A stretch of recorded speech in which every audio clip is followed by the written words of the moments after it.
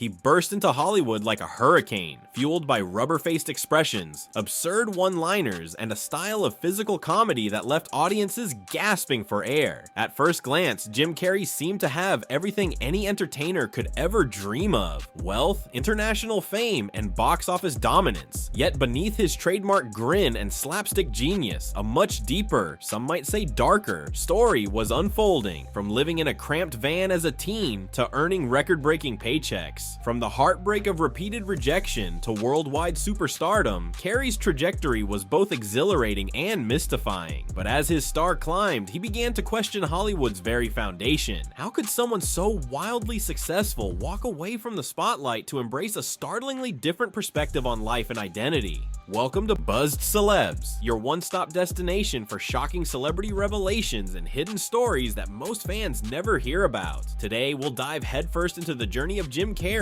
an artist lauded for comedic brilliance, accused of scandalous wrongdoings, and praised for profound spiritual awakenings. Stick around until the end, because his life after the fame is nothing like what you'd expect. Jim Carrey's life began in Ontario, Canada, where he wrestled with real-world challenges far more intimidating than any Hollywood audition. He wasn't born into the glamour and glitz. As a child, he witnessed his father Percy lose a stable job and watched the family slip toward poverty. They lived in a van for a while, scraping by on modest wages from janitorial or factory work. From a young age, Jim was determined to turn a grim situation into humor. He saw the grief on his mother's face and felt compelled to entertain, hoping that making her laugh might lift the entire household out of despair. Despite this budding desire to perform, Carrey's first attempt at stand-up was brutal. He was just 15 when he stood on the stage at a Toronto club called Yuck Yucks, delivering an act that was met with boos, and even a mocking soundtrack from the venue's staff. He recalled that humiliating night for years, describing how the crowd practically cried for him to be banished. Far from being your classic success story, Carrey took a 2-year break from comedy after that cringe-inducing experience. Yet something within refused to let him quit for good. With no shortage of grit, he returned to open mics by age 17. He had no money and virtually no safety net. His family still lived in that Volkswagen van, sometimes shifting between tent sites on the shores of Lake Ontario. But slowly, inch by inch, audiences began to see a flicker of promise in the energetic kid who seemed to have a face made of silly putty. Local newspapers praised his bizarre yet captivating stage presence, and bit parts on Canadian TV started to roll in. The real dream, though, wasn't just to become a local hero. Carrey wanted to conquer the epicenter of comedy, Saturday Night Live. That goal proved daunting. In 1980, he auditioned but never made the final cut. The producers chose someone else, leaving him reeling from a fresh rejection. The question now was, how many times could he stomach hearing no before he gave up? He refused to let the critics or gatekeepers decide his destiny. He kept hustling around Toronto's comedy circuit, adding more impressions and refining his slapstick extremes. That sense of resilience, hammered into his heart since childhood, would become Carrey's trademark. But losing out on SNL not once but multiple times was only part of the frustration. He'd soon discover a brand new path into the limelight, one that would validate his comedic style in a way no audition ever could.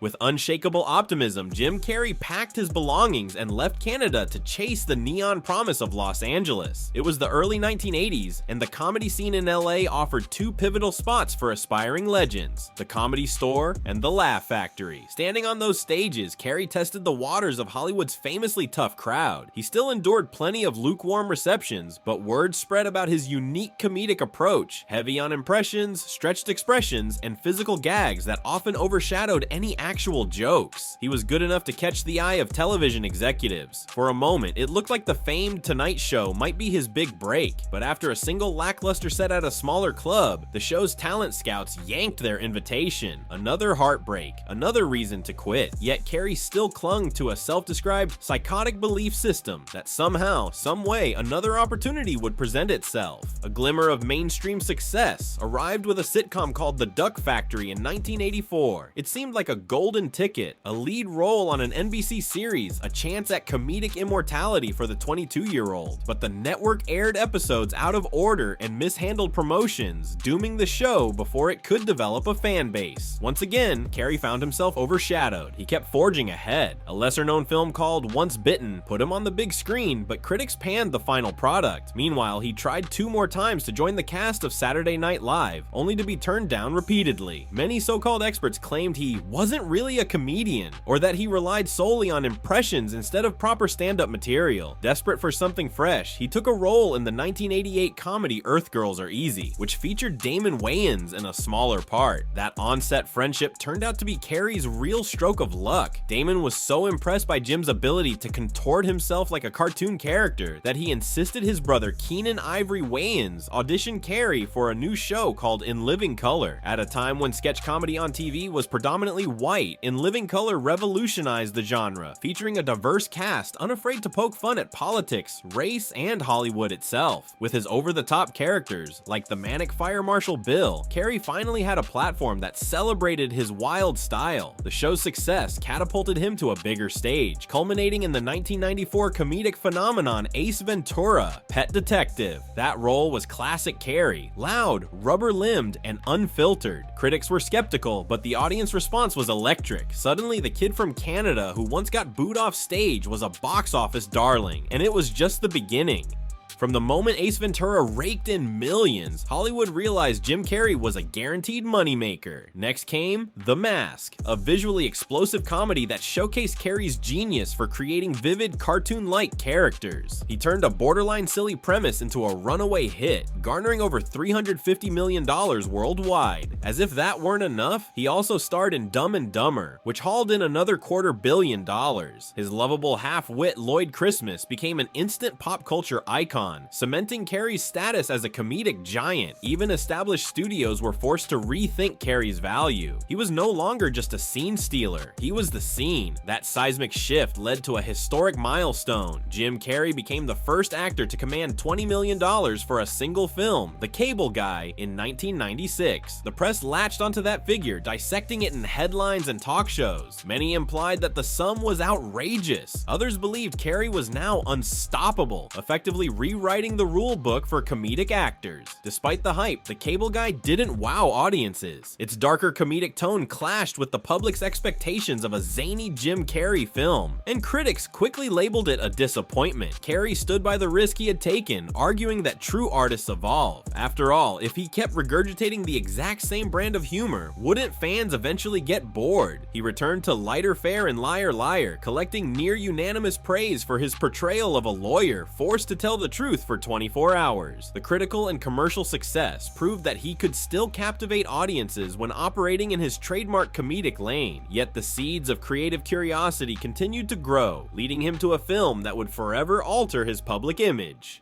When The Truman Show hit theaters in 1998, the world witnessed a deeply introspective performance that nobody had anticipated from the star of Dumb and Dumber. This psychological dramedy about a man whose entire existence was a televised illusion struck a chord with viewers who questioned how reality could be manufactured, or how a person's life could be manipulated for entertainment. For Carrey, it was more than a role. It felt like a mirror reflecting his own experience. Having soared from near poverty to unimaginable wealth, he saw parallels between himself and Truman. Both were adored yet confined, propped up for amusement, and managed by forces behind the scenes. The film garnered critical acclaim and minted hundreds of millions at the box office. Carrey himself earned a Golden Globe, vindicating his choice to break from pure slapstick. But as his career soared, he quietly wrestled with inner turmoil. Publicly, Carrey admitted to taking Prozac for depression, describing how it numbed him into a subdued version of himself, neither euphoric nor devastated. Over time, he weaned off medications, seeking solace in spiritual texts and self-reflection.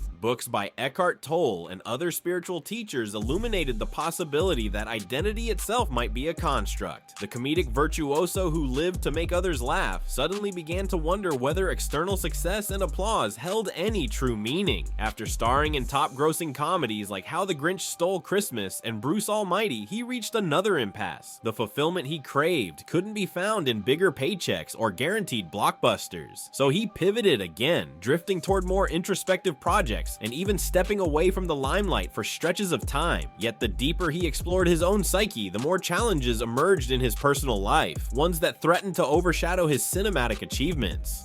Nothing underscores the unpredictability of the entertainment world more than the barrage of accusations that confronted Carey in 2015 and 2016. It began with a tragedy. Carey's on and off girlfriend Katharina White was found dead after she OD'd on prescription medication. This devastating loss soon erupted into a legal storm when her estranged husband and mother filed separate wrongful death lawsuits against Carey. Accusations surfaced, suggesting Carey had supplied the medication under a false name, and more scandalous rumors claimed he had knowingly exposed White to STDs. Tabloids ran wild with headlines, some painting Carey as a manipulative villain, others questioning the validity of the charges. Carey vehemently denied any wrongdoing, calling the lawsuits an evil attempt to exploit a tragedy. Eventually, the cases were dismissed, leaving more questions than answers. Throughout this harrowing ordeal, Carey rarely gave interviews. In the past, he might have responded with public gags or comedic jabs, but this time he recoiled from the spotlight.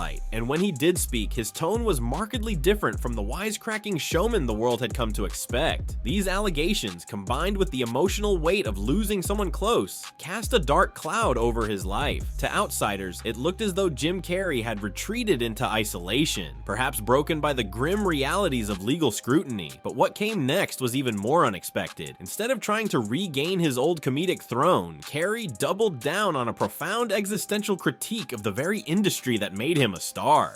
By 2017, Carey's public appearances had grown infrequent and, at times, shockingly unconventional. At one red carpet event during New York Fashion Week, he stunned a reporter with a string of philosophical statements, proclaiming that the gathering was meaningless, that personalities were illusions, and that there is no me. There's no meaning to any of this, so I wanted to find the most meaningless thing that I could come to and join, and here I am. The video went viral. Some viewers found his remarks fascinating, praising him for exposing the empty facade behind celebrity culture. Others wondered if he was mentally unraveling. This wasn't just an isolated incident. Earlier, he'd appeared on Jimmy Kimmel Live, jokingly making the all-mocking tongue sign and accusing talk show hosts of being tools of a secret society. He seemed half sarcastic, half serious, hard to decode but impossible to ignore. Part of his message was that he no longer felt compelled to identify as Jim Carrey, the comedian. In multiple interviews, he described Jim Carrey as a character he'd been playing for decades, a persona engineered to please others, to garner applause and acceptance. Now he was increasingly drawn to painting and writing, devoting himself to a calmer, more introspective lifestyle. He also doubled down on the idea that collecting trophies for artistic expression was fundamentally empty, much like the world of Truman Burbank. As he once said, the feeling of being admired can be exhilarating, but it can also become a prison. Hollywood, in his view, sold illusions not only to audiences but to performers themselves, dangling the promise of fulfillment while draining their autonomy in the process. What some found unsettling was how Carey's existential rebellion felt genuine, not merely a publicity stunt. He'd reached the pinnacle, tasted the hollow sweetness of superstardom, and declared that it simply wasn't real. Whether or not people agreed, his critique struck a nerve, turning the public's perception of him upside down. Over the last decade, Carey's film appearances have been fewer and farther between. Gone are the days when he headlined comedic blockbusters one after another. Instead, he explored smaller dramas, occasional guest roles, and parts that hinted at inner complexity. He poured much of his energy into painting, massive, vibrant pieces that reflected his view on politics, religion, and personal freedom. Outside of sporadic interviews, Carey seemed mostly content to retreat from the daily Hollywood grind. Where other celebrities chased new roles, awards, or brand partnerships, he looked inward, concluding that personal growth and genuine self-awareness mattered far more than recapturing box office glory. Though he briefly returned for movies like Dumb and Dumber 2 and, more recently, a few other comedic cameos, he never again seemed fixated on the public's adoration. For the fans who first fell in love with Ace Ventura's wild antics, it was jarring to watch him deconstruct the vanity of fame and question the nature of reality. But for Carey himself, it felt like a necessary next step, a liberation from endless self-promotion. In an industry where actors often become brand ambassadors for themselves, he chose a different path, placing spiritual reflection over constant hustle. Occasionally, we still see glimpses of the old comedic spark. He can't help but slip in a grin or a well-timed joke during interviews. Yet that lightheartedness now coexists with a serene sense of detachment, as if he has finally recognized that laughter and sorrow, success and failure are all fleeting illusions. Jim Carrey's transformation is a testament to how easily Hollywood can propel someone to dizzying heights, and how quickly it can strip away authenticity. He rose from living in the back of a van to commanding $20 million per film, conquering the comedic world with iconic roles that still make audiences cackle. His comedic brilliance sparked a cultural shift in the 1990s, one that continues to resonate in modern-day humor. Yet, in the wake of massive success, he stepped away to dissect a deeper truth about ego, identity, and the relentless pursuit of approval. His personal losses, legal entanglements, and unorthodox interviews gave us a portrait of a man wrestling with the illusions behind the red carpet. Carrey's story forces us to ponder whether absolute fame and fortune satisfy the human spirit, or if they merely mask the emptiness he spent years trying to outrun. The tale of Jim Carrey isn't just about comedic genius, it's about reinvention. It's about a man who, after obtaining the proverbial Hollywood crown, discovered a hollowness beneath all the applause. Whether you view his existential commentary as profound wisdom or eccentric rambling, one thing is certain: Jim Carrey has never been afraid to be exactly who he wants to be, even if that means deconstructing the very system that once made him a star. And that's the end of this deep dive into the life and mysteries of one of Hollywood's most fascinating figures. Thanks for watching Buzzed Celebs. If you found this story compelling, give us a thumbs up, drop a comment with your thoughts on Jim Carrey's spiritual transformation, and subscribe to our channel for more shocking and eye-opening celeb stories. Until next time, stay curious, stay bold, and we'll see you soon.